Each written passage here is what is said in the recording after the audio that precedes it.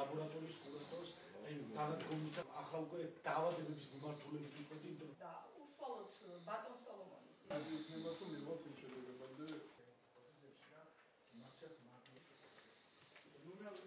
აკვაკულტურის განვითარება ჩვენი ქვეყნის არის ძალიან მნიშვნელოვანი.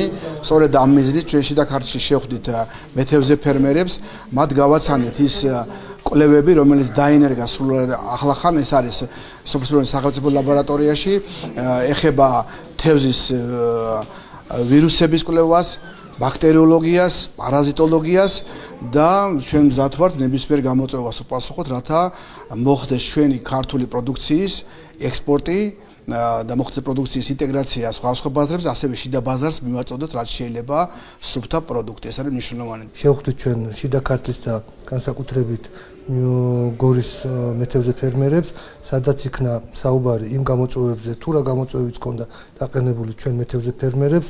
დღეს შესაძლებლობა ეძლევათ უკვე და არის შესაძლებლობა, რომ მეთევზე ფერმერებმა ჩაუტარონ და გააკეთონ კვლევები ლაბორატორიებში სხვადასხვა დაავადებებზე და ასევე ეძლევათ შესაძლებლობა, რომ მიიღონ შესაბამისი პასუხები. ეს გამოწვევები კიდევ და კიდევ გრძელდება და შესაძლებლობა ეძლევათ, რომ განვითარდნენ როგორც ადგილობრივ ბაზარზე, ასევე გარე ბაზარზეც. ლაბორატორიის შესაძლებლობები დღითი დღე იზრდება, ჩამონათვალი მათი შესაძლებლობების, ანუ ანალიზების, რომელსაც ლაბორატორია უზრუნველყოფს, დღეს გაცილებით სია გაცილებით დიდია, ვიდრე ეს იყო 1 წლის წინ და 2 წლის წინ. ფერმერებს მიეწოდათ ინფორმაცია,